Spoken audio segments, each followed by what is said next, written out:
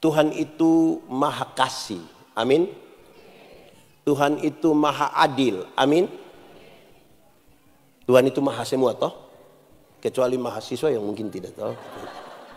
Tapi Tuhan maha kasih, dia maha adil. Pertanyaannya, bagaimana Tuhan yang maha kasih sekaligus bisa maha adil?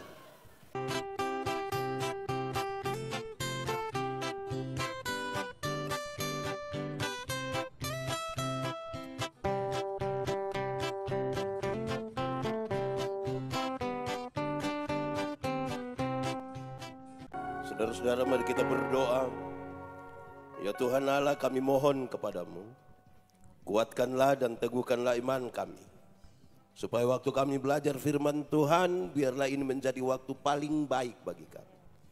Tuhan, kami berdoa, Tuhan jauhkan semua penggoda pencobaan. Baik di dalam kami, baik di sekitar kami. Supaya di dalam damai-Mu kami belajar firman Tuhan. Tuhan berkati hamba-Mu biar menjadi saluran berkat firman bagi jemaat-Mu semuanya hari ini. Berkati semua jemaat yang hadir bahkan sejauh suara ini terdengar. Kami rindu pada firman-Mu. Berfirmanlah bagi kami Tuhan, di dalam nama Yesus firman yang hidup itu kami berdoa. Amin. Mari silakan duduk semuanya. Bapak Ibu, saudara-saudara, shalom. Ini tidak ada orang di sini. Shalom. Oke, kita akan belajar bersama-sama di bawah semangat tema, baca sama-sama 1, 2, 3. Kasih yang mempersatukan. Saya akan mengajak kita di malam ketiga ini belajar bersama dari bagian ini. Mari kita buka Injil Yohanes pasal 17 ayat 21 sampai yang ke-23. Injil Yohanes 17 ayat 21 sampai yang ke-23, yang sudah dapat katakan amin. Tidak ada yang dapat. Oh belum. Injil Yohanes pasal 17 ayat 21 sampai 23. Supaya mereka semua menjadi satu, sama seperti Engkau ya Bapa, di dalam aku dan aku di dalam Engkau, agar mereka juga di dalam kita, supaya dunia percaya bahwa Engkau lah yang telah mengutus aku, dan aku telah memberikan kepada mereka kemuliaan yang Kau berikan kepadaku, supaya mereka menjadi satu sama seperti kita adalah satu. Aku di dalam mereka dan Engkau di dalam aku, supaya mereka sempurna menjadi satu. Agar dunia tahu bahwa Engkau yang telah mengutus aku, dan bahwa Engkau mengasihi mereka sama seperti Engkau mengasihi aku. Demikian firman Tuhan. Berbahagia setiap orang yang mendengar firman, memelihara dan melakukan dalam hidup setiap hari. Shalom. Kuat sedikit. Shalom. Mau damai di hati atau mau shalom, yang penting kuat omong, begitu. Shalom. Baik, kita ibadah di KPI malam ketiga, KKR malam ketiga ini dalam keadaan Saudara tidak usah doa supaya ini hujan tidak usah datang, kesetengah saja dia datang. Hujan mengajarkan kepada kita 3 hal. Berapa hal? 1, hujan mengajarkan kepada kita supaya duduk semakin rapat. Kalau tidak hujan saya yakin kita tercerai-berai. Tapi karena hujan kita duduk semakin. Kan kita mau bicara tentang persatuan. Lalu duduk jauh-jauh bersatu apa? Hujan mengajarkan kita supaya apa? Duduk semakin. Tapi duduk semakin rapat bikin apa? Itu juga jadi soal itu. Ada yang rapat tapi melingkar. Ada di sini ada begitu. Oke, yang kedua. Hujan mengajarkan kepada kita supaya berteriak makin keras. Berteriak makin. Ini perubahan dunia ini terlalu cepat. Kita belum siap untuk satu perubahan. Perubahan berikutnya sudah datang. Kalau gereja dan suara kenabiannya tidak keras diperdengarkan, saya kira kita kalah pada perkembangan dunia ini. Betul? Betul. Amin. Oke, ketiga. Di kampung dulu ada teka-teki. Ada apa? TK, habis TK, lihat ini yang bikin kacau gereja ini. Di kampung itu ada TK, habis TK, ini lagi. Ini orang mau apa sebenarnya ini? Ulang-ulang, TK, habis TK, konsisten sekali orang. Habis TK ya teki kok. Ada teka-teki dulu bilang begini, dengar jemaat. Di sini tidak ada jemaat. Ini kursi saja. Jemaat. Teka-teki dulu yang begini. Jatuh di bawah, cari di atas. Apakah itu? Jatuh di bawah, cari di atas. Apakah itu? Apa? Tidak tahu. Jatuh di bawah, cari di atas. Apakah itu? Hujan kenapa? Hujan kalau atap bocor. Kan dia menetes begini, kan kita cari begini. Betul kok tidak? Tidak mungkin dia menetes di bawah terus kita cari, tidak tahu bocor di mana, itu kan tidak betul. Jatuh di bawah, cari dia. Artinya jemaat. Artinya semua peristiwa yang terjadi di kolong langit ini mesti cari dia punya jawaban di. Mesti cari jawaban di. Kenapa kita tinggal di sini? Cari jawaban di. Kenapa kita suami muka begitu? Cari jawaban di. Iya tuh. Kalau kita lepaskan persoalan di dunia dari persoalan di atas, saudara repot. Banyak orang tidak beriman akan repot mencari tahu tentang kekristenan. Karena saudara bisa bayangkan satu pertanyaan paling penting. Mungkinkah seorang perawan bisa mengandung dan melahirkan? Kalau kita tidak mencari jawabannya dari atas, saya kira kita repot sendiri. Jadi ada hubungan antara yang terjadi di bawah dengan di atas. Baik. Sekarang kita masuk untuk tema ini dan teks yang kita baca. Jemaat. Jemaat. Murid Tuhan Yesus ada berapa? 12 kalau pakai bahasa Indonesia? Ya 12. Pakai bahasa Inggris baru? Pakai bahasa Minahasa? Tidak tahu juga. Murid Tuhan Yesus ada berapa? 12 itu banyak atau sedikit? Sedikit atau banyak? Banyak atau sedikit? Lebih banyak orang di sini atau yang murid Tuhan Yesus itu? Oke, jemaat. Murid Tuhan Yesus yang 12 saja, ada yang nelayan-nelayan kecil di Galilea, orang-orang biasa. Tapi ada pemungut cukai seperti Lewi, dia punya jabatan. Murid Tuhan Yesus yang ada 12, ada anak-anak muda seperti Yohanes. Tapi ada Yakobus yang sudah tua. Murid-murid Tuhan Yesus yang hanya 12. Ada Lewi mengabdi kepada Roma. Roma menaksir pendapatan dari satu daerah. Dia lelang jabatan. Orang boleh pungut di situ, makan dari itu pungutan, dan kirim separuh ke Roma. Dia mengabdi dan cinta kepada Roma. Tapi ada orang seperti Simon orang Selot. Seorang anggota partai politik dalam masyarakat Yahudi yang anti terhadap Roma. Dia orang hanya 12. Ada orang yang tidak punya jabatan, ada yang punya. Ada anak muda, ada orang, ada yang cinta terhadap Roma, tapi ada yang anti. Itu orang 12 saja potensi konflik sudah ada. Oh, itu mau konflik itu. Apalagi kita banyak-banyak orang. Apalagi kita punya gereja sangat banyak. Karena itu bagian-bagian dari doa Yesus ini. Dia mau kasih tahu begini. Supaya mereka menjadi satu. Sama-sama 1, 2, 3. Lebih kuat 1, 2, 3. Kasih tahu kawan di sebelah 1, 2, 3. Supaya mereka menjadi satu. Bukan supaya mereka menjadi seragam. Menjadi satu dan menjadi seragam itu dua hal yang beda. Beda atau tidak? Beda atau tidak? Beda. Seragam itu satu pakai baju putih, semua pakai baju. Satu pakai sepatu, semua pakai. Satu bilang do, semua bilang. Itu namanya Menjadi satu tidak harus seragam. Menjadi satu adalah pengelolaan terhadap perbedaan. Pengelolaan terhadap berbeda itu baik. Baik atau tidak? Saya kasih nikah satu pasang nikah di kampung. Yang laki-laki umur 54 tahun. 64 tahun. Yang perempuan umur 20 tahun. Ngeri itu. Saya tahu jemaat yang hadir, mereka bicara tentang beda usia yang signifikan itu. Bedanya berapa tahun? 44 tahun. Waktu khotbah saya bilang begini. Dalam sebuah pernikahan, beda usia tidak penting. Yang lebih penting adalah mereka harus beda jenis kelamin. Itu penting. Betul kok tidak? Untuk apa sama-sama umur 30 tahun tapi laki-laki semua? Itu pakai bahasa Kupang bilang domba korek-korek, begitu tidak bisa. Memang harus berbeda, mengelola. Amin. Jadi persekutuan yang kita bilang mempersatukan itu pengelolaan perbedaan. Kenapa? Yang seragam belum tentu hatinya seragam.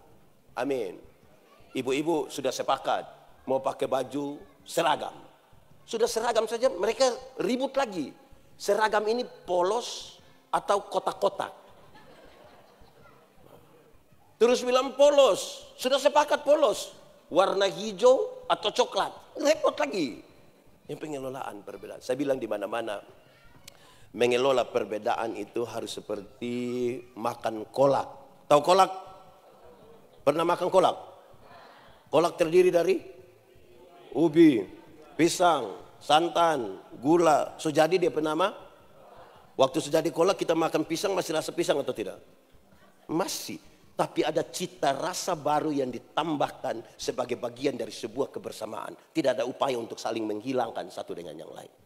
Bisa berkumpul di satu tempat, nama panci kah, periuk kah, tupperware kah, tapi berkumpul itu bareng-bareng semua kan?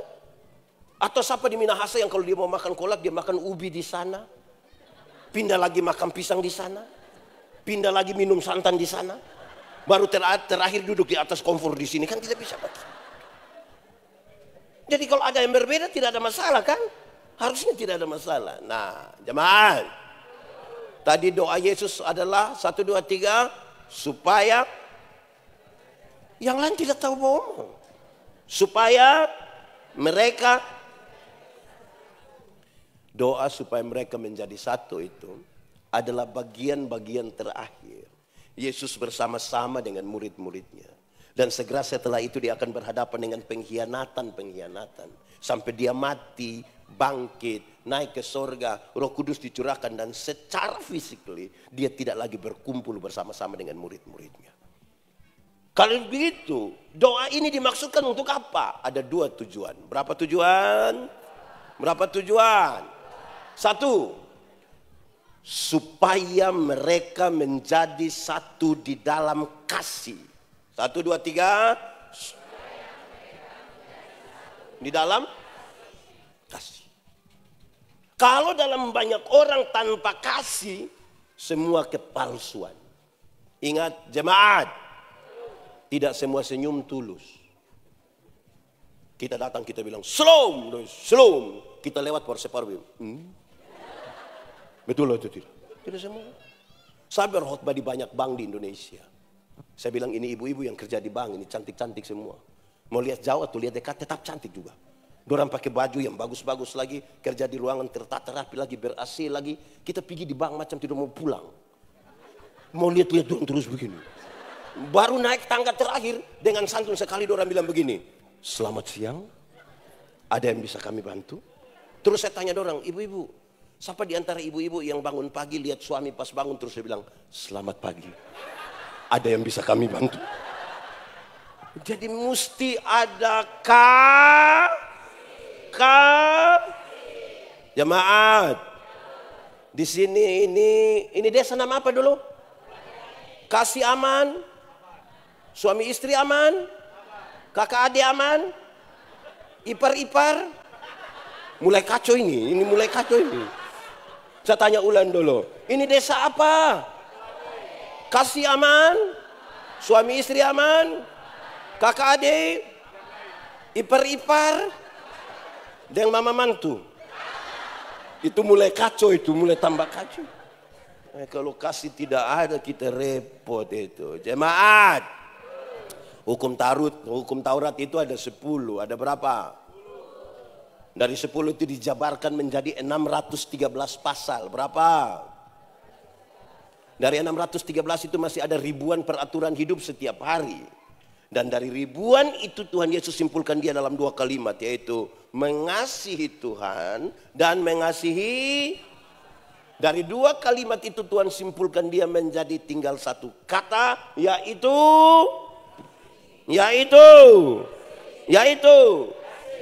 Anak sekolah minggu. Di sini tidak ada sekolah minggu. Ini lanjut usia semua ini. Nah, yang PPA tadi, PPA.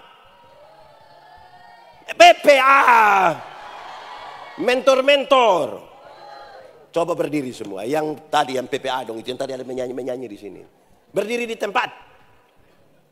Tidak ada langsung pulang. Jadi orang datang menyanyi saja pulang.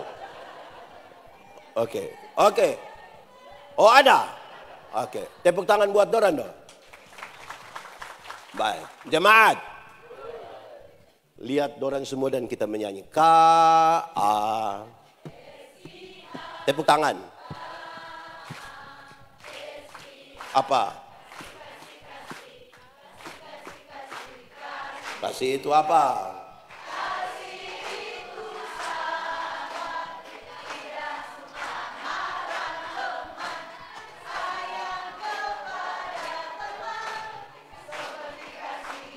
Tepuk tangan dulu. Silakan duduk. Oke. Jemaat. Itu lagu refleksi dari pertama Korintus pasal 13. Menjawab pergumulan perpecahan jemaat di Korintus. Yang lagi ribut soal siapa punya karunia paling besar. Dan di antara kelompok-kelompok yang satu semacam dia adalah kelompok Paulus dan satu kelompok dari Apolos. Itu pasal 13 kasih tahu tentang kasih. Kalimat di refnya itu menarik. Kasih itu stop. Sabar. Orang di sini sabar-sabar semua. Kenapa tidak mau jawab? Orang di sini sabar-sabar semua. Oke, jemaat. Dalam Alkitab itu sabar ada dua. Ada berapa? Satu, sabar terhadap situasi. Sama-sama. Ada situasi tertentu dalam hidup ini yang kita mau segera selesai. Tapi firman bilang apa? Sabar. Ada penyakit penderitaan dalam hidup yang kita mau segera selesai. Tapi firman bilang. Ada masalah-masalah tertentu dalam hidup ini yang kita tidak mau dia lama lagi. Harus segera selesai. Tapi firman bilang. Ada anak-anak muda yang sudah tidak tahan lagi mau buru-buru menikah. Tapi firman bilang. Ada jemaat yang sudah tidak suka lagi dengar pendeta khotbah bahkan sudah terlalu panjang. Dia sudah kepingin mau pulang tapi firman bilang. Kedua, sabar terhadap orang. Sama-sama. Ada orang-orang tertentu dalam hidup kita ini yang terlalu menjengkel. Tapi firman bilang. Ada tetangga-tetangga ini yang terlalu Tapi firman bilang. Ada pendeta-pendeta yang terlalu Tapi firman bilang. Ada anak-anak di rumah ini yang terlalu Tapi firman bilang. Ada suami-suami itu yang terlalu Tapi firman bilang. Ada istri-istri yang terlalu Ada kok tidak? Ada kok tidak? Siapa pe istri? Tapi firman bilang apa? Sabar. Dan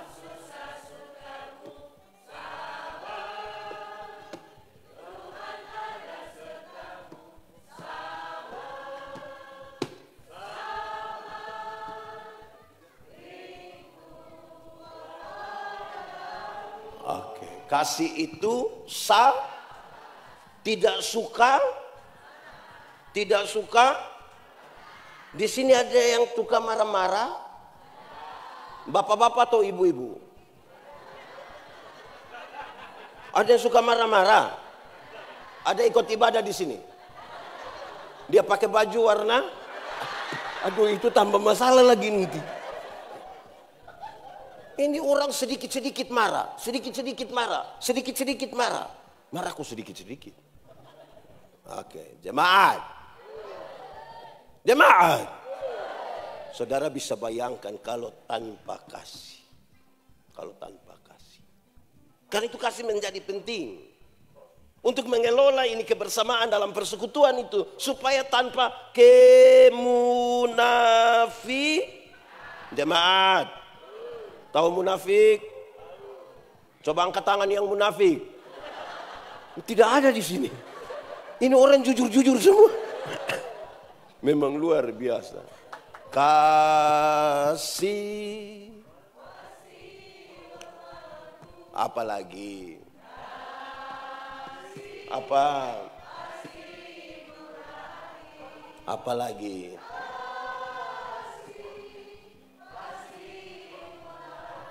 Kasih-Mu, atur saja. Kasih-Mu Tuhan, sama-sama. Saling lebih kuat.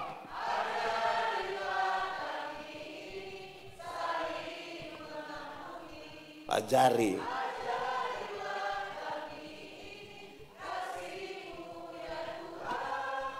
Kasih-Mu. Mbak, saya suka karena orang di sini suka menyanyi. Tepuk tangan dulu. Ada yang kita menyanyi dia diam-diam saja. Orang menyanyi, ajarilah dia. Bukan karena rohani, karena tidak tahu. Lagu rohani orang tidak tahu. Tapi kalau tiba-tiba ada lagu kan langsung sudah tidak usah lagi. Jang balik. Lagu rohani. Ya, jemaat. Hafal ikut yang pendeta bilang. Kasih ialah kebaikan. Tidak terpatahkan oleh apapun. Tidak akan berubah menjadi kebencian. Ulang. Kasih ialah kebaikan. Tidak terpatahkan oleh apapun. Tidak akan berubah menjadi kebencian. Rujukannya begini. Karena begitu besar kasih Allah akan dunia ini. Apakah Tuhan Allah mengasihi dunia? Lalu apakah dunia mengasihi Tuhan Allah? Tidak. Karena dunia tidak mengasihi Tuhan Allah. Apakah Tuhan Allah berhenti mengasihi dunia? Kemudian Tuhan membenci dunia. Saudara lihat sekarang. Kasih tidak terpatahkan. Sama-sama. 1, 2, 3. Lebih kuat lagi. Kasih tahu kawan di sebelah. 1, 2, 3. Jemaat. Yang paling bisa mengkonfirmasi kasih tidak terpatahkan. Sebenarnya adalah ibu-ibu. Siapa? Ibu-ibu. Ibu-ibu di sini 10. Yang lain ini anak PPA semua. Ibu-ibu. Melahirkan itu sakit atau tidak? Terlalu sakit. Mau melahirkan normal atau abnormal, tetap sakit. Sesar itu abnormal, ibu. Ibu-ibu. Waktu ibu sakit melahirkan, suami saja tidak bantu. Kami suami-suami waktu lihat ibu sakit melahirkan, kami hanya dari luar kamar sambil taruh tangan di kepala baru dia bilang, Yesus. Paling-paling hanya begitu. Sudah bilang Yesus lagi dia bayangkan, kira-kira ini anak muka ikut siapa ini? Paling sakit kok tidak? Nah, sekarang saya mau bilang, anak-anak, waktu kamu baru lahir itu kamu tidak tahu apa-apa. Kamu hanya tahu Waktu kamu menangis itu orang tua pikir itu hanya 3. Berapa? 1. Basa. 2.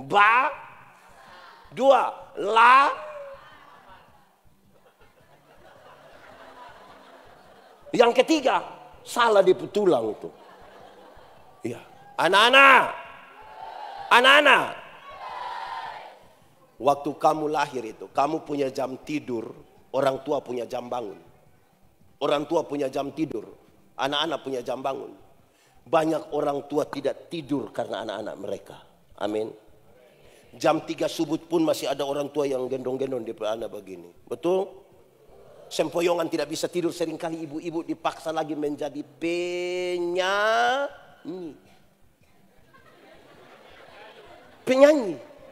Dan karena itu ibu-ibu punya lagu seringkali tidak bisa dipertanggungjawabkan. Kalau tidak bobo. Padahal justru kalau anak bobo gigit. Kalau anak ada lari-lari nyamuk mana gigit dia.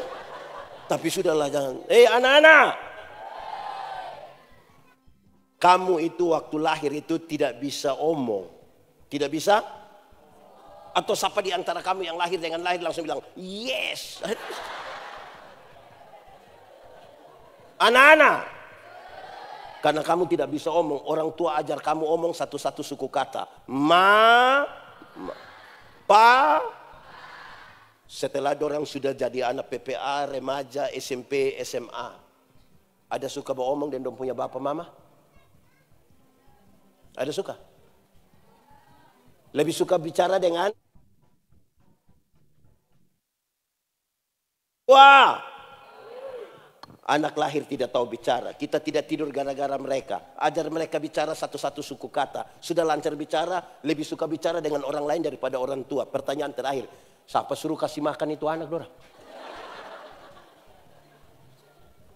Kenapa kasih makan dorang? Sama-sama 1, 2, 3. Kasih tidak terpatahkan. Sama-sama 1, 2, 3. Anak-anak.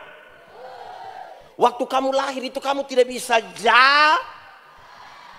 atau siapa yang lahir dari lahir langsung bilang putar ke kiri.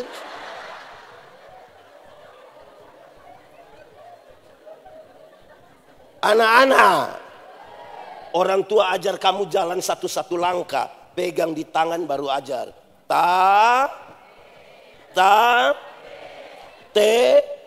Nah itu jalan belakang itu. Dorang sudah SMP, SMA, bisa jalan. Ada suka jalan dengan orang tua? Jalan di mana?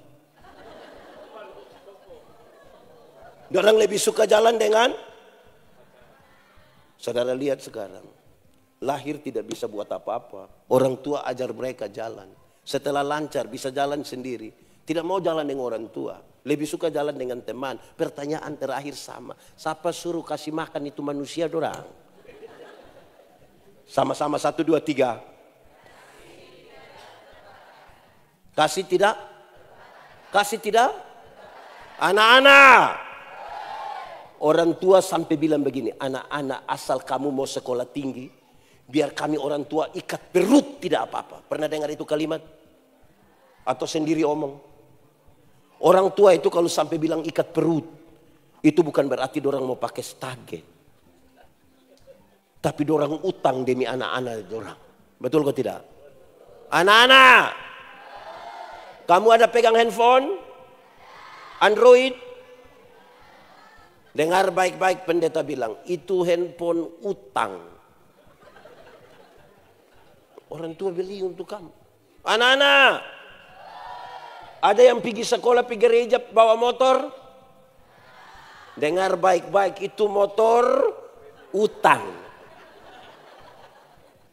Karena orang tua mau dia puana senang toh. Anak-anak. Orang tua belikan kasih kamu motor, tapi orang tidak mau dengar kabar celaka dari kamu. Saya mau tanya pemuda-pemuda dulu. Pemuda-pemuda. Aduh. Pemuda. Tahu motor? Pernah naik motor? Siapa pemotor? Motor sendiri. Solunas? Dengar. Itu motor itu hasil dari pabrik. Orang yang kerja di pabrik itu otak bagus. Kerja pakai sistem komputer lagi. Karena sudah pintar lagi pakai komputer, tahu memang ban di mana, velg bagaimana, gas, rem, speedometer, semua terukur dan terhitung. Tapi kita punya anak-anak yang tidak lulus semua mata pelajaran ini. Mereka ikut-ikut reparasi motor. Akhirnya motor bunyi seperti orang gila. Wah, wah, wah. Jemaat. Saudara bayangkan jalan di ini desa ini sempit begini. Tengah malam orang tidur, saudara lewat. Wah, wah, wah. Itu orang punya doa hanya satu. Bilang apa itu doa?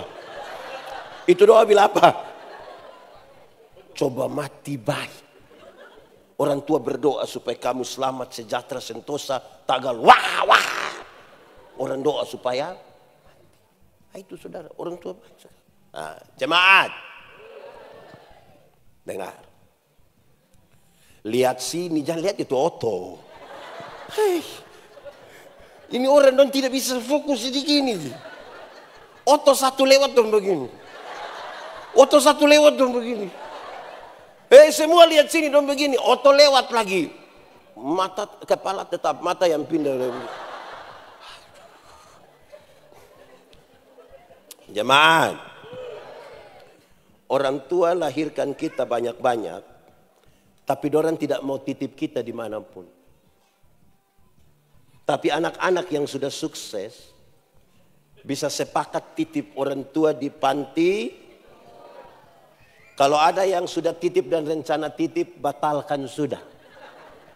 Karena hari ini kita titip orang, besok anak-anak titip kembali kita. Hidup ini hanya tukar sapa, titip sapa. Saudara dengar penjelasan ini baik-baik. Kan kita mau bicara tentang kasih yang mempersatukan. Anak-anak, waktu kamu lahir, kamu pilek, ada ingus di sini. Orang tua tidak pernah pakai tisu. Pakai apa? Betul? Anak-anak, waktu kamu buang air besar, orang tua tidak pernah pakai sarung tangan. Tapi tangan kosong. Sekarang pertanyaannya, waktu orang tua lanjut usia dan sakit, ada anak kandung yang urus? Mulai hilang suara kan? Anak kandung bisa sepakat. Kumpul uang minta orang di kampung yang urus orang tua. Karena anak kandung semua bersembunyi di satu kata yang namanya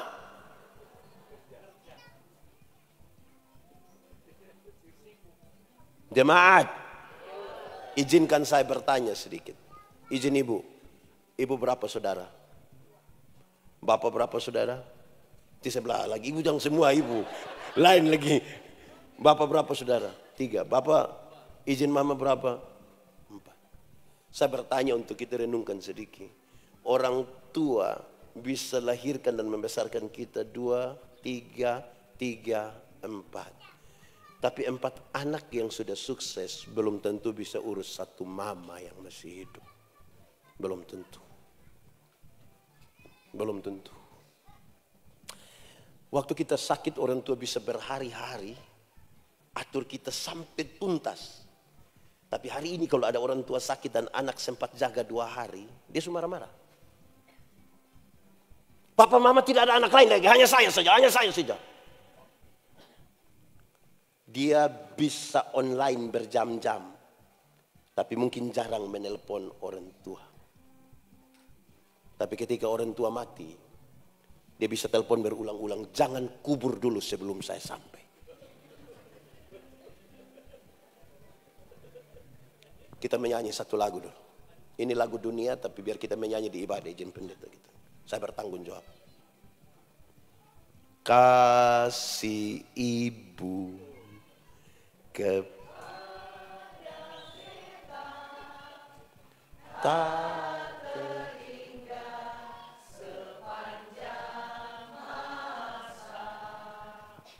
Hanya memberi,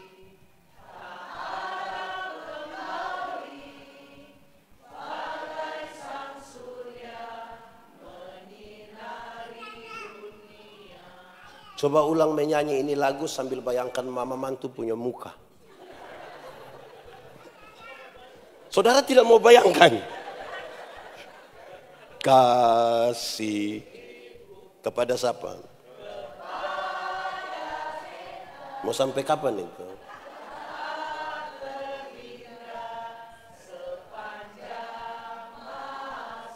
Hanya apa? Harap kembali kok tidak? Seperti apa?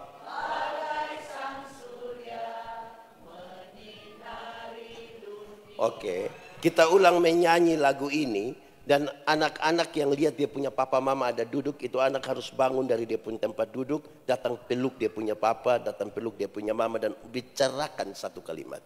Kasih. Silakan, ada papa mama di sini, bangun.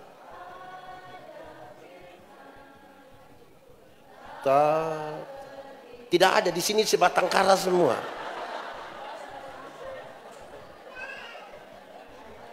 Tidak ada.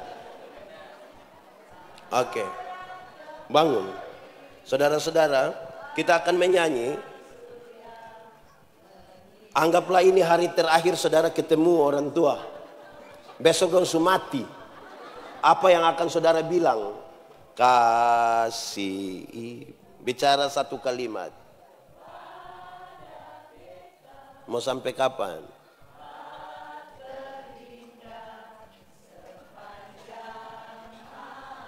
Hanya apa? Harap kembali Kotil. Seperti apa?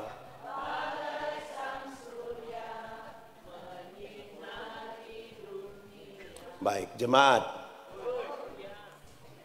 Begini baru sedih-sedih. Saya kasih tahu saudara. Hal yang kecil saja untuk saudara mengekspresikan kasih bagi orang yang capek sekali melahirkan saudara, saudara tidak mampu lakukan, tapi saudara berharap ada sebuah persekutuan yang baik. Itu hanya cita-cita. Itu hanya cita-cita. Orang tua itu berkorban terlalu banyak. Kalau dia mau hitung-hitung, kekayaan kita seperti apapun tidak membalaskan itu semua. Kita jauh dari ekspresi kasih. Karena itu saya sengaja mengajak kita berefleksi sedikit dan berekspresi. Tujuan dari doa Yesus supaya mereka menjadi satu di dalam kasih. Karena itu yang akan merawat persekutuan. Anak-anak, ada yang masalah dengan orang tua dia banting pintu?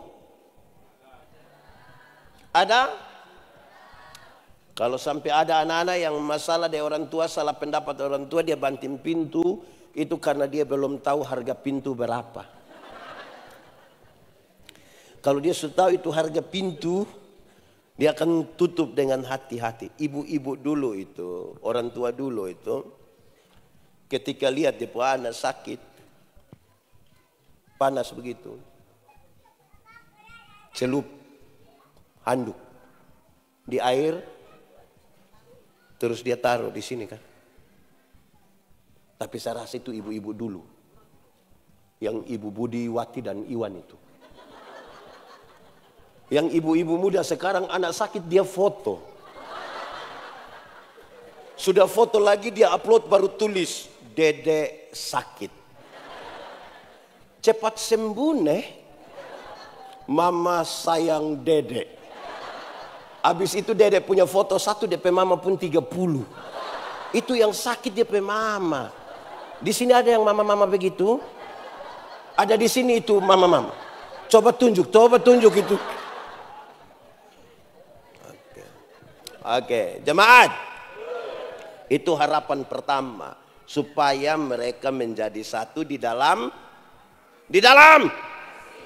Yang kedua, supaya mereka masing-masing pribadi menyatu dulu dengan Tuhan. Baru menyatu dalam persekutuan. Maksudnya begini, saya pakai contoh saja. Bapak pendeta menyatu dengan Tuhan. Ibu pendeta menyatu dengan Tuhan. Bapak pendeta menyatu dengan Tuhan. Saya menyatu dengan Tuhan. Baru orang 4 menyatu dalam sebuah persekutuan. Tidak boleh ada satu orang pun dalam persekutuan yang tidak menyatu dengan Tuhan tapi mau masuk dalam persekutuan. Dia akan menghancurkan persekutuan. Masing-masing pribadi. Aku di dalam engkau, engkau di dalam mereka. Masing-masing orang. Masing-masing pribadi yang menyatu dengan Tuhan baru datang menyatu di dalam persekutuan. Tapi saya bilang saudara begini.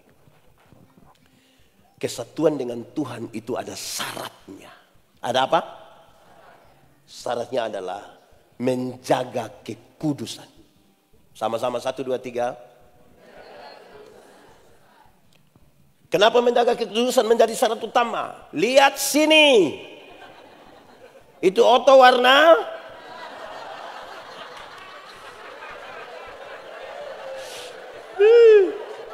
hancur. Jemaat, kenapa menyatu dengan Tuhan itu syaratnya menjaga kekudusan? Karena Tuhan yang kita sembah itu Tuhan yang kudus. Yang kudus itu tidak dapat bersatu dengan yang tidak kudus. Yang suci tidak dapat bersatu yang tidak suci. Tanggalkanlah kasutmu sebab tempat di mana engkau berdiri itu kudus. Kalau kudus kita sebut terang dan tidak kudus kita sebut gelap. Yang terang dapat bersatu dengan gelap. Yang terang dapat bersatu dengan gelap. Apa poinnya? Jemaat, ada orang bisa aktif pelayanan, menyatu dengan Tuhan, belum tentu. Pendeta Yandi tiap hari berkhotbah dari satu daerah ke satu, menyatu dengan Tuhan, belum tentu. Kalau tanpa menjaga kekudusan. Saudara pelayanan tiap hari, bahkan saudara maha hadir dalam semua ibadah. Maha hadir, Senin hadir, Selasa hadir, semua. Lansia hadir, ibadah rumah tangga hadir, remaja hadir, anak-anak hadir. Menyatu dengan Tuhan, belum tentu. Karena syaratnya menjaga kekudusan. Kenapa hal itu serius? Kalau tidak menjaga kekudusan, kita menjadi aktivis pelayanan. Kelihatan kita ada dalam semua ibadah, tapi tidak menyatu dengan Tuhan. Kalau orang diterang, bisa lihat orang di gelap? Bisa? Orang di gelap, bisa lihat orang diterang? Lalu kenapa kadang-kadang orang sudah diterang, dia kembali ke gelap? Karena dia suka begini. Apa itu yang begini? Di sini ada tukang bahoba. Karena kalau dia sudah begini, sedikitlah dia bilang, anak muda, terang atau gelap? Terang atau gelap? Terang, amin. Terang, yes. Mantap. Oke. Lalu kenapa kamu pacaran di gelap-gelap?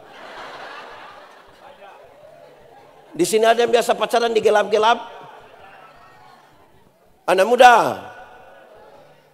rahasia negara apa yang kamu omong di gelap situ?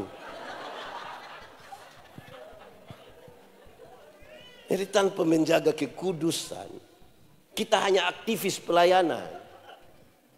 Kita tidak mampu membangun sesuatu. Jadi dikasih kita punya masalah ekspresi, di kesatuan kita punya masalah menjaga kekudusan. Pendeta Yandi, jadi apakah karena itu lantas doa Yesus tidak akan menjadi kenyataan? Jadi, bahkan sudah terjadi. Bagaimana menjelaskannya? Jemaat, di bagian kedua dalam pembacaan tadi begini. Itu barang terjadi karena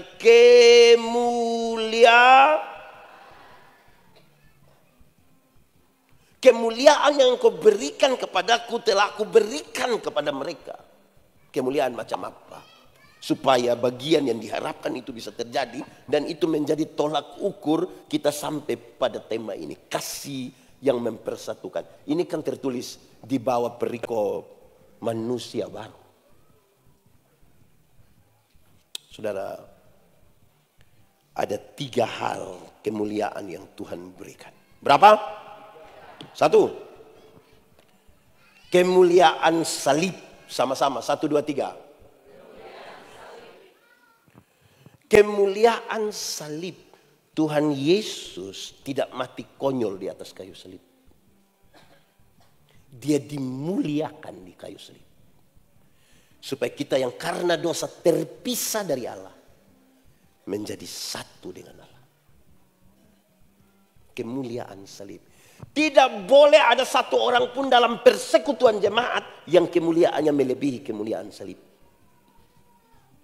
Tidak boleh ada satu denominasi gereja dimanapun di dunia ini yang kemuliaannya melebihi kemuliaan salib. Itu menghancurkan persekutuan. Saudara tahu, iblis tahu kalau orang bersatu, iblis kalah. Dia pakai cara untuk orang tidak bersatu.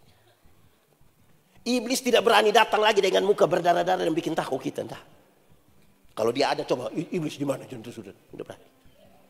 Dia akan pakai cara yang menghancurkan persekutuan. Kenapa pendeta-pendeta saling menghujat? Kenapa gereja-gereja saling menghakimi satu dengan lain? Karena pertengkaran kita adalah pertengkaran di luar dari kemuliaan salib. Perseteruan kita perseteruan di luar kemuliaan salib. Ada satu lagu, ini lagu lama. Semoga yang orang tua masih ingat, Anda muda belajar. Pada saat tubuh kita jauh dari si, lihat salib, lihat salib Tuhan berdiri, sepotong kayu kasar, sepotong kayu kasar, tanda dosa besar. Di sana Tuhanku telah mati. Ku datang pada salib itu. Ku datang pada salib itu. Ku kenangkan cinta Tuhanku. Ku kenangkan cinta Tuhan. Ya ku jatuh pada kakinya.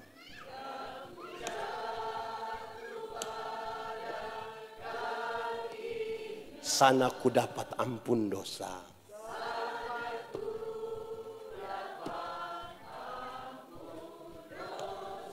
Saudara lihat sekarang, kalau orang datang pada kemuliaan salib, tidak akan ada orang menyombongkan dirinya. Dia hanya bilang, ku datang pada salib itu. Ku kenangkan cinta. Kalau saudara bertanya hari ini, Yesus, seperti apakah engkau mengasihi aku? Tuhan Yesus tidak jawab. Kalau hari ini saudara bertanya, seperti apakah Tuhan Yesus engkau mengasihi saya? Tuhan tidak jawab. Tapi dia merentangkan tangannya di kayu salib dan mati bagi saudara dan saya. Kemuliaan itu yang Tuhan berikan supaya mereka menjadi satu dalam sebuah persekutuan. Dalam kasih yang mengikat. Bukan pura-pura. Kenapa semua diam-diam macam bersalah sekali? Kedua, kemuliaan ketaatan. Sama-sama, 1, 2, 3. Tidak boleh ada satupun orang di dalam persekutuan jemaat yang dengan alasan tertentu dia tidak mau taat. Tidak boleh. Merusak persekutuan. Saudara tahu, dalam bergereja ini kadang-kadang orang bikin sidang, sepakat sama-sama, terus sama-sama sepakat langgar. Babi yang tidak tahu apa-apa saja ikut mati gara-gara orang persidangan. Sudah habis semua sepakat, ayo langgar. Lalu kita bikin peraturan supaya kenapa? Tuhan Yesus taat, bahkan taat sampai mati. Ada orang tanya saya, pendeta Yandi, kalau Tuhan itu Tuhan dan dia penuh kuasa, kenapa waktu itu prajurit orang itu datang mau bunuh dia, dia tidak kasih keluar kuasa sedikit biar semua dunia tahu dia, langsung semua orang percaya. Kalau saya yang Tuhan, terus dia, saya lihat engkau tidak mungkin jadi Tuhan, yang macam engkau tidak mungkin. Karena Tuhan itu taat. Bahkan taat sampai dalam gereja kami ada katekisasi. Rata-rata di gereja kami itu katekisasi 1 tahun. Mereka yang ikut katekisasi itu kalau 3 kali tidak ikut pertemuan, tidak boleh ikut peneguhan sidi. Kadang-kadang itu dilakukan sidi pada waktu menjelang Natal. Nanti ada keluarga datang, ada orang tua datang bilang, pendeta, yo, Desember nanti ada peneguhan CD, yo, ada, bagaimana? Saya punya anak yang sekolah dokter di Bandung itu. Itu anak terlalu pintar, pintar sekali. Itu dosen belum tahu, dia sudah tahu semua. Jadi kenapa sudah tahu semua? Itu dia mau datang pendeta. Untuk dia datang pendeta boleh teguhkan memang? Terus kita bilang, janganlah kok dia tidak belajar. Tersinggung dia pe bapak. Mau keluar dari gereja bikin gereja baru. Keluar tidak apa-apa. Orang lain punya anak boleh taat ikut 3 minggu tidak ikut tidak. Kok dia punya anak terlalu apa? Dia punya anak kenapa? Kadang-kadang kita karena sesuatu dalam diri kita, kita boleh mengatakan kita tidak boleh taat. Tidak bisa. Itu menghancurkan persekutuan. Bayangkan kalau kita kasih su tidak ada, kekudusan su tidak ada, ketaatan tidak ada. Lalu saudara merindukan sebuah persekutuan. Hancur itu. Kenapa saudara lihat saya? Jemaat ketiga. Yang pertama tadi kemuliaan apa dulu? Mantap. Kedua kemuliaan? Mantap. Saudara benar begini sebentar akan dapat CP.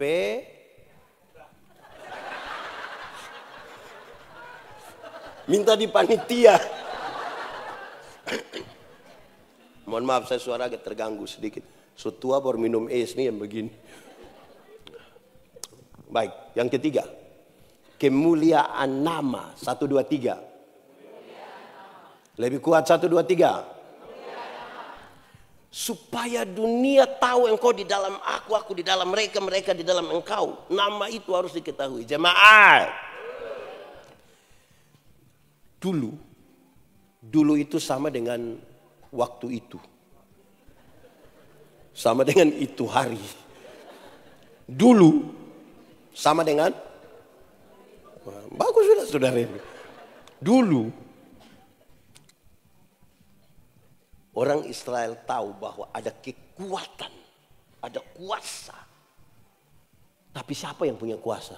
Mereka tidak tahu. Mereka menyadari ada kekuatan, ada kuasa. Tapi siapa? Tidak tahu. Sampai suatu waktu Tuhan berjumpa dengan Musa. Kasih tinggal itu anjing, wow di situ. Jemaat, sampai satu waktu Tuhan berjumpa dengan Musa untuk pembebasan setelah 430 tahun Israel dijajah di Mesir. Musa bilang begini, Tuhan, nanti kalau kita pergi di sana, orang tanya siapa yang suruh. Tuhan bilang, Musa, kasih tahu orang bilang, aku adalah aku mengutus aku kepadamu. Pendeta Yandi datang di sini tanya, pendeta Yandi siapa yang suruh? Aku adalah aku. Saudara dapat mengerti yang begitu? Aku adalah aku. Dari aku adalah aku. Dia kasih naik sedikit. YHWH. Yahweh. Tapi nama ini tidak boleh diucapkan sembarangan. Dari YHWH, dia kasih naik sedikit. Tapi Immanuel siapa? Karena orang NTT juga banyak ada nama Immanuel. Di sini ada nama Immanuel. Ada. Kalau Frankie?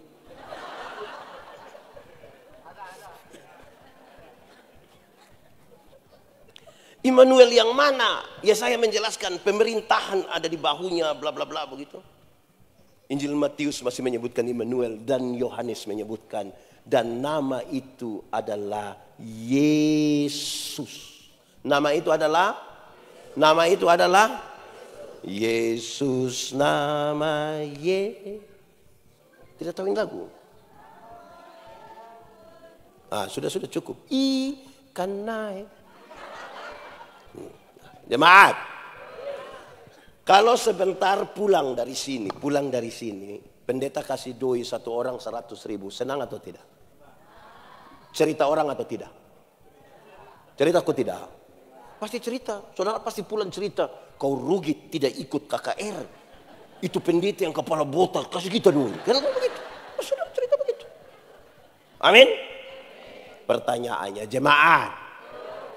Tuhan Yesus mati bagi saya dan saudara. DP harga lebih murah dari 100.000 atau lebih mahal dari 100.000? Lebih? Yakin? Amin. Pertanyaan terakhir, so kasih tahu orang? Ada kasih tahu orang? Kenapa tiba-tiba membisu? Dapat pulsa 10.000, semua dunia tahu, dunia nyata, dunia maya, dunia lain tahu semua. Waktu itu pulsa masuk, dia capture itu barang, terus dia bilang, terima kasih nih, pulsa so masuk, besok lagi. Pulsa 10.000 masuk, semua orang tahu, tapi nama Yesus yang tidak berani bicara pada orang lain. Masih banyak jemaat pikir bahwa pemberitaan Injil itu miliknya para pendeta, para gembala, penatua, pelsus, diaken, apa-apa. Orang yang penting gereja, saya gereja saja. Di sini ada. Kenapa diam-diam? Bagaimana mau kasih tahu, datang gereja saja tidak? Saya mau tanya dulu, jemaat. Kenapa ibadah ini hari yang lebih banyak mama-mama daripada bapak-bapak? Jemaat, berapa harga satu jiwa? Berapa harga satu jiwa? Ada satu waktu, Tuhan Yesus kasih tinggal ribuan orang yang baru dapat sebuah mujizat. 5 roti, berapa ikan? Ikan mujair atau ikan apa? 5 roti, 2 ikan. Lebih berapa bakul? 12. Ada yang babungkus tidak? Ya pasti bungkus, makanya tahu ada 12 bakul kan. Oke jemaat. Tuhan Yesus kasih tinggal orang banyak-banyak. Tuhan Yesus pergi ke Gerasa. Di Gerasa Tuhan Yesus hanya berjumpa dengan satu orang yang kerasukan legion. Legion berarti itu orang kerasukan kira-kira 6.000 roh jahat. Berapa ribu? Kita punya teman pelayanan, satu roh jahat di DP otak, kita pusing. Ini 6.000. Di sini ada yang 2 di DP otak ada. Itu saya pusing kita. Ini 6.000. Ini orang jahat. Bukan saja jahat bagi orang lain, bagi dirinya sendiri pun dia jahat. Dia ambil batu, dia kasih hancur diri. Bagi beberapa orang, manusia macam begini lebih baik mati. Tapi Tuhan Yesus tidak. Dia datang kepada orang itu. Waktu Tuhan Yesus turun dari perahu, roh jahat itu bilang begini, Yesus anak Allah yang hidup, apa urusanmu dengan kami? Rupa-rupanya roh jahat juga mengenal nama Yesus.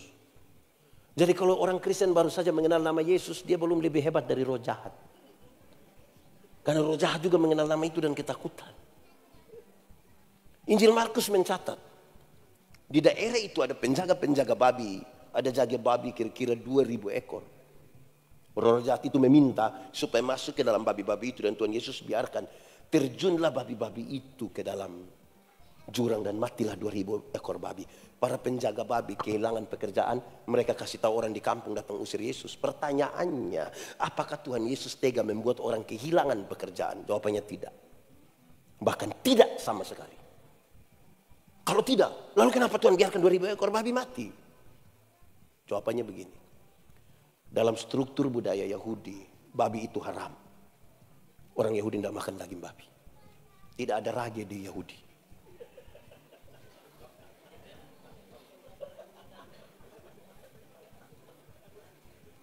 Tahu rage?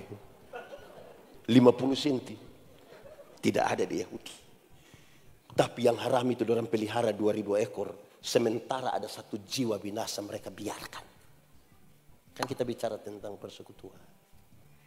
Tidak boleh ada 1 orang pun tercecer.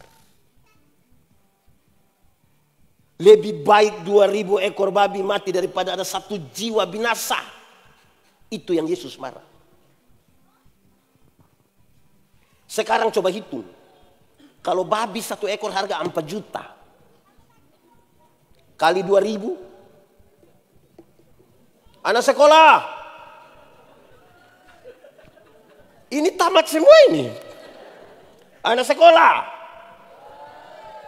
4 juta kali 2.000. Ini yang cita-cita memenangkan Indonesia.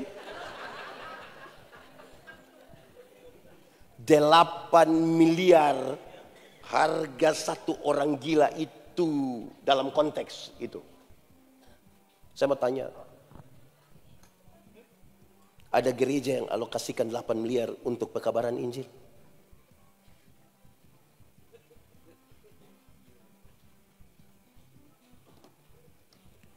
Jemaat. Pendeta yang dikeliling Indonesia, ke luar negeri, di mana-mana. Pekabaran Injil kita tuh 1%, naik sedikit mungkin. Selebihnya perpindahan jemaat.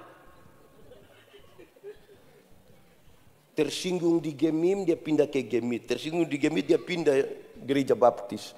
Tersinggung di sini pindah. Tanpa pekabaran Injil. Kenapa saudara lihat saya? Ini kita bicara persekutuan. Jemaat, tadi pertanyaan itu penting. Kenapa mama-mama lebih banyak dari bapak-bapak? Siapakah orang gila itu? Orang gila itu bisa saja kita pe suami. Tidak percaya? Ibu-ibu cantik-cantik datang jalan sendiri. Pendeta tanya, ibu mana suami? Dia bilang, tahu sendiri. Nah, ini tanda apa? Ini tanda apa?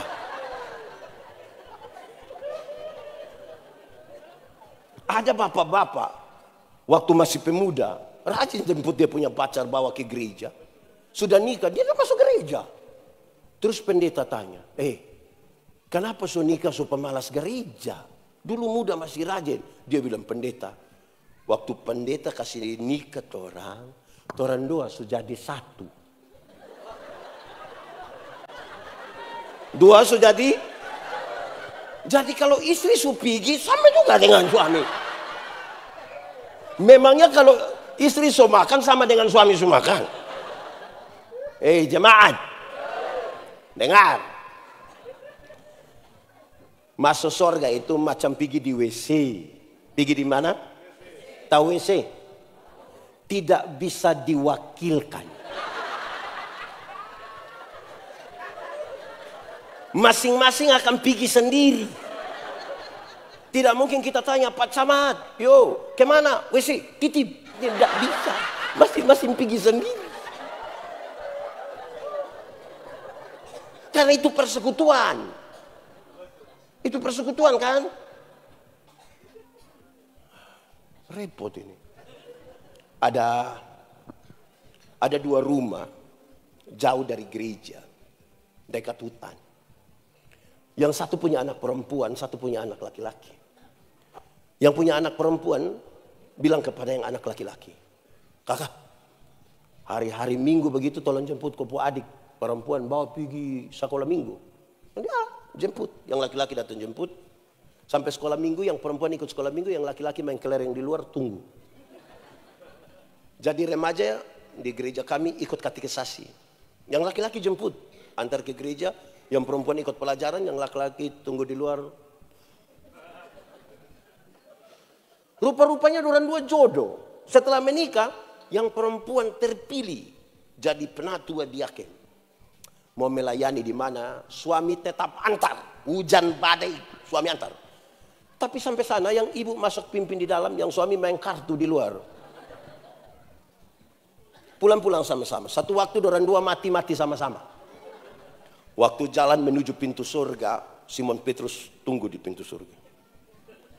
Lihat istrinya datang, Simon Petrus bilang, "Shalom ibu, mari silakan masuk."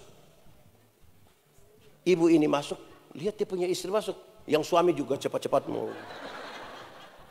Pas suami mau masuk begini, Simon Petrus bilang, "Bapak, sabar dulu, bapak, sabar." Sabar bagaimana? Bapak sabar dulu. Simon Petrus, kau tahu kau tidak? Yang masuk itu kita punya istri itu. Simon Petrus bilang, "Saya tahu. Lalu kenapa tahan kita?"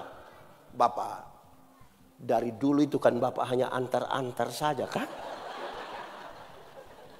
Jadi minta maaf bapak, hari ini pun bapak hanya antar saja."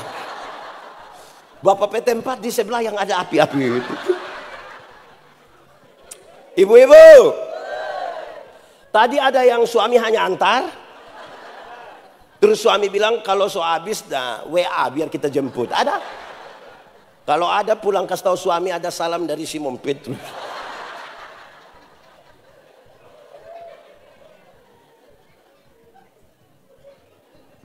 Kemuliaan nama. Dunia mesti tahu. Kalau tiap hari gereja sibuk bertengkar, kapan dunia tahu? Dunia lebih tahu kita bertengkaran daripada kita pemberitaan. Kita butuh sedikit rendah hati.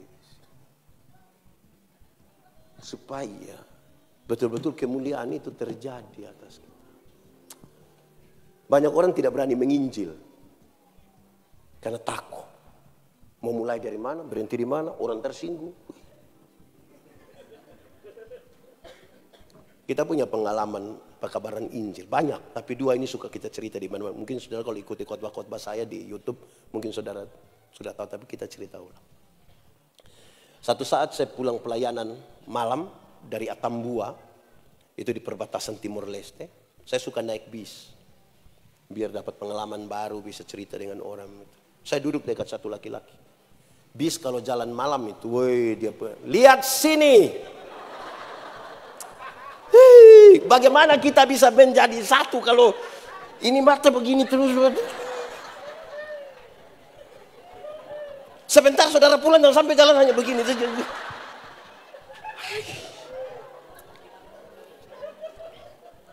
Jemaat, saya pulang di atas bis. Bis malam itu larinya luar biasa. Saya duduk dengan satu laki-laki. Orang dua sama umur mungkin ya. Malam itu karena oto lari terlalu kencang, pernah bisa tidur. Terus kita tanya dia. Misalnya kalau ini oto tak balik, orang mati, lu yakin masuk surga tidak? Dia bilang kau sembarang saja. Saya mengerti dia pasti tidak punya jawaban. Saya bilang ke dia, kakak, kita juga dulu begitu, takut, mati mau masuk di mana. Tapi waktu tahu Tuhan Yesus lahir untuk kita, mati untuk kita, bangkit untuk kita, naik ke surga untuk kita. Sekarang kita yakin, mati dimanapun, kapanpun, dengan cara apapun, kita yakin pasti masuk surga. Dia bilang, kakak bisa yakin begitu? Yuk, Tuhan sama orang berdosa.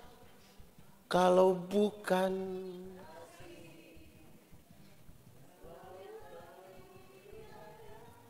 ya, karena kasih kita diselamatkan. Dia bilang, kalau begitu tolong berdoa buat kita. Kami dua berdoa di atas bis. Segampang itulah kita memberitakan Injil. Satu waktu saya pulang pelayanan dari satu daerah perbatasan yang agak sedikit bermasalah karena banyak perampok. Perampok-perampok itu luar biasa karena mau rampok di sini orang kasih kabar. Nanti malam orang mau datang. Kasih tahu begitu. Harus lewat situ. Di kota kecamatan namanya Oin Lasi. Saya berjarak 15 kilo dari itu kota kecamatan. Ada nona-nona satu. Bujang sih. Umur mungkin 20 tahun. Dia mau pergi ke Soe. Itu tempat lahir saya. Tapi sebut harus jelas. Soe artinya timba. Coba sama-sama. Bukan soe. Kalau soe itu kita ini nona mau ke sana, tapi dia kan takut. Juga hari kira-kira 6:30 malam. Dia mungkin takut. Dia tunggu. Kira-kira ada orang lewat dengan motor atau tidak supaya dia bisa ikut. Dan dia dengar ada bunyi motor menuju dia. Dan itu kita. Pas sampai di pemuka begini, mungkin dia takut kita lewat. Dia lompat ke tengah jalan, dia bilang begini, Kak, kita dalam hati, Kak, ini malam, makanya dia bilang, Kak. Kalau siang dia bilang, sujelas kalau siang toh, pasti dia bilang, Om. Tapi sudahlah, manfaatkan malam itu. Waktu dia bilang, Kak, kita bilang, iya dek. Biar berimbang toh. Masa dia semangat, Kak, terus kita bilang, oh, kan nggak mungkin. Ya, Kak, iya dek. Pekabaran Injil dimulai dari persahabatan. Dia bilang, kakak mau ke Soe? Iyo. Boleh turang sama-sama. Kita sama-sama, dia bilang. Boleh, kenapa tidak? Sudah, sama-sama tapi motor masing-masing. Kita bawa kita punya motor, dia bawa dia punya. Kita di kiri, kasih tinggal dia. Mau RW inti. Ini kita sebelah kiri, dia agak di tengah. 3 kilometer kami ke depan sana, ada orang bawa motor lari kencang. Serempet dia. Dia kaku begitu, orang sudah lewat sana. Terus kita bilang, non, itu orang begitu kalau dia celaka dia masuk surga atau tidak? Ini Nona bilang, yang macam begitu tidak masuk itu tidak masuk itu. Terus kita bilang, kalau Nona sendiri celaka yakin masuk surga? Dia bilang, tidak tahu. Kita klaim semua orang masuk neraka, kita sendiri tidak yakin toh. Dia punya masalah. Kita kasih tahu dia, Nona, kakak Jo dulu begitu. Takut. Tapi waktu tahu Tuhan Yesus lahir buat kakak, mati untuk kakak, bangkit, naik ke surga. Kakak yakin sekarang mati dimanapun, kapanpun, dengan cara apapun, kita yakin pasti masuk surga. Dia bilang, kakak bisa yakin begitu? Nona, orang semua manusia orang berdosa. Manusia mungkin lihat kita punya kebiasaan hari-hari kelihatan orang suci. Dalam hati, dalam pikiran penuh dengan dosa. Untung baik Tuhan Yesus mau selamatkan kita. Dia bilang, aduh terima kasih. Kakak boleh berdoa buat kita? Boleh. Orang dua berdoa di atas motor sambil jalan. Tapi orang dua tidak tutup mata.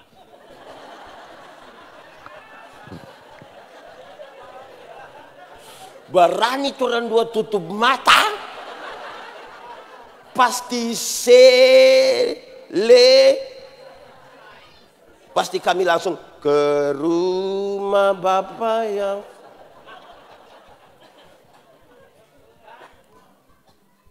jemaat. Tuhan Yesus akan bertanya pada saudara, bukan ada berapa gereja saudara bang. Dia akan bertanya, dia tidak akan bertanya, ada berapa kali KKR rekaman musik di sini? Dia tidak tanya pendeta Yandi ada berapa kali khotbah. Dia akan tanya ada berapa jiwa kau mau datang kepada Tuhan. Ada berapa jiwa tercecer yang kau biarkan dia.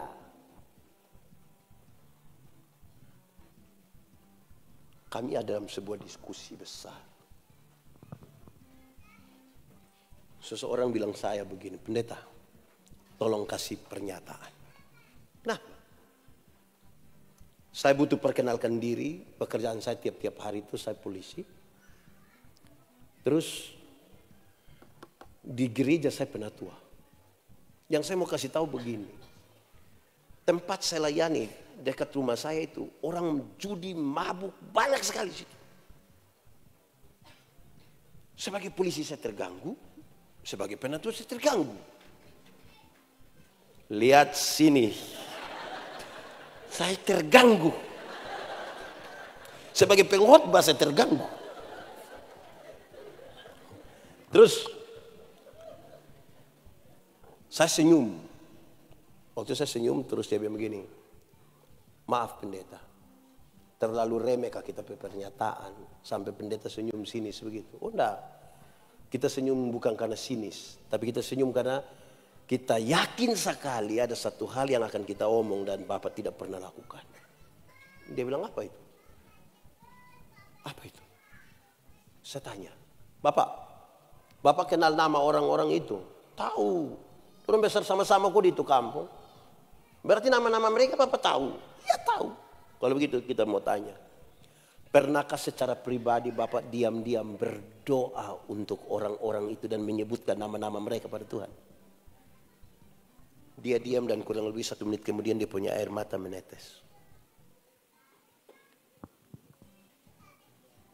Beberapa bulan kemudian kami ketemu dan dia bilang, pendeta terima kasih. Kenapa? Yang pendeta omong itu betul. Yang saya mau bilang begini. Tidak ada manusia bisa bikin tobat manusia. Yang bisa buat tobat manusia itu hanya Tuhan. Tugas kita berdoa dan menyampaikan. Sebab doa mengubah. Tidak tahu. Doa. Tidak ada manusia rubah manusia. Sebab kalau manusia paksa rubah manusia, munah.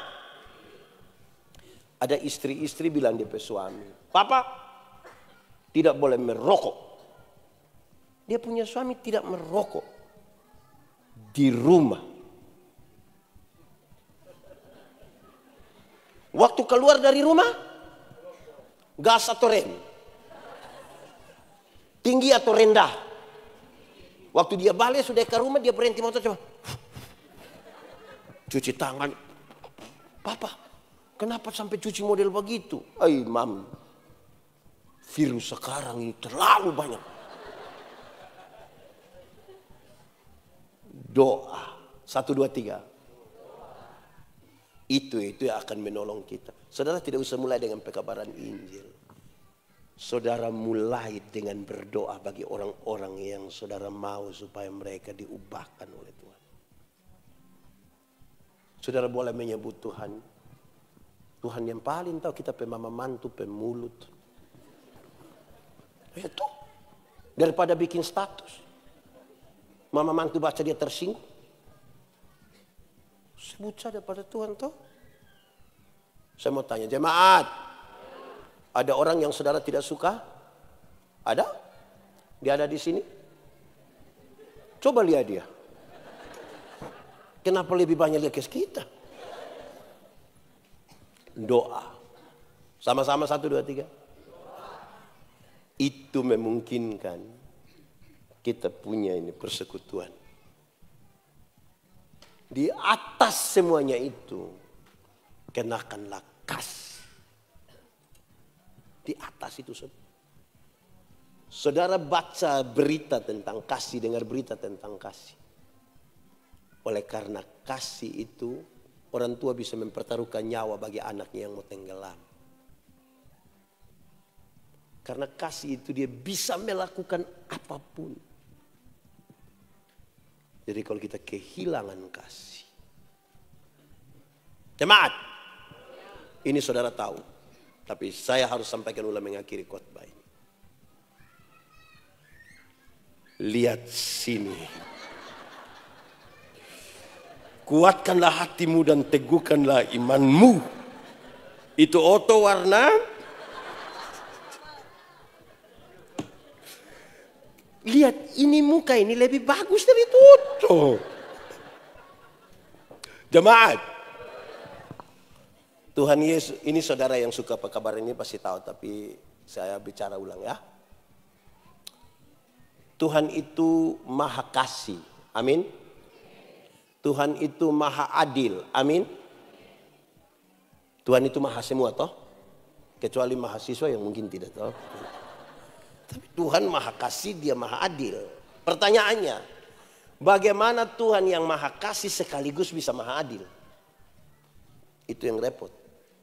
Maha kasih dia sayang kita. Dia tidak mau kita dihukum. Maha adil dia harus menghukum. Karena upah dosa ialah dosa besar atau kecil. Kalau kecil tidak. Bagaimana Tuhan yang mengasihi dan tidak boleh menghukum adalah Tuhan yang menghukum. Karena upah dosa ialah maut. Orang yang lihat di pekabaran Injil suka ini menceritakan kisah ini. Lihat sini. Orang bilang begini. Di abad ke-19 ada seorang jenderal tentara namanya Jenderal Samila. Jenderal siapa? Jenderal ini anti pemerintah dan karena itu dia bergerilya dari hutan ke hutan untuk lawan pemerintah. Satu waktu dia dapat laporan dari anak buah. Lapor komandan, kita kehilangan bahan makanan. Dia marah sekali. Sudah susah di hutan lagi, makanan tidak sedikit, ada yang pencuri lagi. Cari yang pencuri, tangkap, hukum di hadapan umum. Biar yang lain tidak boleh lagi mencoba. Kamu jangan coba-coba pulang kalau tidak dapat yang pencuri. Lihat sini. Sangat cepat mereka tangkap yang pencuri. Lapor, komandan, yang pencuri sudah kami tangkap. Oke, siap algojo, siap semua, terus saya pergi. Setelah semua siap, pergilah Jenderal Semila. Sampai di sana, betapa terkejutnya Jenderal Semila. Kenapa? Karena yang lihat sini. Betapa terkejutnya Jenderal Semila. Kenapa? Karena yang pencuri itu ternyata adalah ibu kandungnya sendiri. Ini DP mama. Kalau dia hukum DP mama, ini anak baik atau tidak? Anak yang tidak baik. Masa mama yang melahirkan dia hukum? Tapi kalau dia tidak hukum dia punya mama, ini pemimpin yang baik atau tidak? Tidak baik. Orang lain pasti dia hukum. Kenapa mama kandung tidak dia hukum? Lalu apa yang dilakukan oleh Jenderal Semila? Dia buka dia punya jubah tentara. Dengan semua lambang-lambang, kecuali bunga ini tidak ada. Pintu. Dia buka. Dengan telanjang badan dia peluk dia mama kuat-kuat. Dalam pelukan itu dia bisikan satu kalimat penting di dia mama putalinga. Dia bilang begini, mama, aku mengasihi engkau. Dia mama menangis. Dia peluk kuat-kuat terus dia perintah dia punya algojo. Cambuk. Para algojo maju pegang cambuk dan mulai cambuk DP mama. Saudara tahu, karena dia peluk mamanya kuat-kuat, tidak ada satu cambukan pun yang kena dia punya mama. Semua terkena di Jenderal Semila punya badan. Saya mau tanya saudara, ada kasih atau tidak? Ada keadilan atau tidak? Saudara lihat sekarang, kasih dan keadilan hanya bisa berjumpa dalam sebuah pengorbanan. Itu yang bikin persekutuan ini ada. Kasih dan keadilan berjumpa melalui sebuah pengorbanan. 1, 2, 3. Kasih dan keadilan berjumpa dalam sebuah pengorbanan. Mari tunduk kepala di hadapan Tuhan. Tuhan Yesus, terima kasih banyak. Kami sudah belajar sesuatu dari firman-Mu. Dalam keterbatasan dan dosa kami. Tapi kami percaya kalau Tuhan di dalam kami, kami di dalam Tuhan. Benih-benih firman-Mu bertumbuh dan berbuah dalam hidup kami. Firman-Mu akan jadi pelita bagi kaki kami. Sekaligus terang bagi jalan kami. Semua yang datang dengan persoalan hidupnya kami meyakini. Yang lemah dikuatkan. Yang ragu-ragu Tuhan memberikan iman. Yang putus asa, Tuhan berikan harapan. Yang berbeban berat, Tuhan Yesus berikan kelegaan bagimu. Yang sakit, Tuhan sembuhkan. Yang berduka cita, Tuhan berikan penghiburan sejati. Supaya kalau kami pulang dengan sukacita bukan karena kami tanpa masalah. Tapi karena kami sungguh tahu Tuhan Yesus yang baik tidak akan pernah biarkan kami berjalan sendiri. Terpujilah nama Tuhan. Di dalam nama Yesus kami berdoa. Yang percaya sama-sama kita katakan amin. Pemberitaan firman Tuhan selesai. Beri kemuliaan bagi nama Tuhan.